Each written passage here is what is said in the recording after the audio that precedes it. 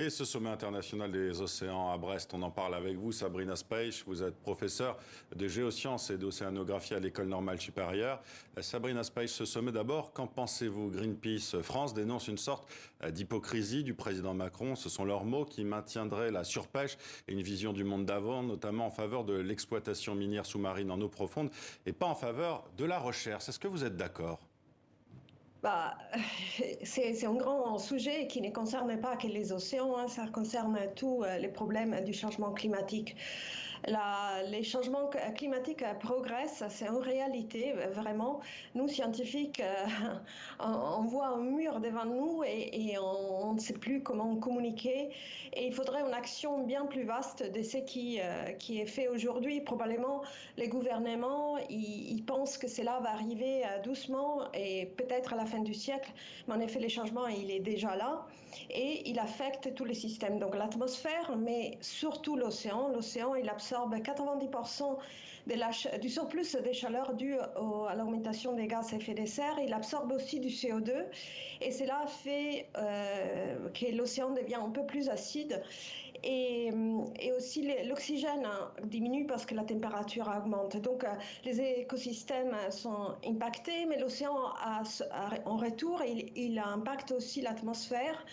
Et donc il fait si qu'il y ait plus de chaleur distribuée dans l'atmosphère et aussi un cycle hydrologique, donc des pluies, une évaporation, les sécheresses plus intenses. Et aujourd'hui, il faut absolument diminuer ces émissions de gaz à effet de serre. Il faut mettre aussi en action une recherche appliquée pour regarder à l'adaptation. Et ça, c'est une demande très forte de la Convention cadre des Nations Unies pour les changements climatiques qui vraiment cherche mesurer cet changement et faire si que les nations prennent à cœur cette problématique. Vous avez un constat qui est alarmant, hein, clairement. Peter Thomson, qui est envoyé spécial des Nations Unies, réclame, je cite, un traité robuste pour la haute mer. Hein. Il veut un accord sur la création de 30% d'aires marines protégées en 2030. Est-ce que c'est possible, selon vous?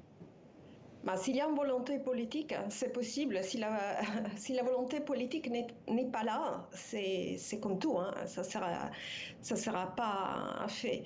Mais au-delà de ça, il faut regarder tous les systèmes, les océans, mais pas juste les océans, parce que si on cherche de protéger une partie de l'océan, mais on ne cherche pas de protéger les systèmes entiers, c'est-à-dire diminuer les impacts des activités humaines, y compris celles sur le climat, protéger ne servira pas à grand-chose.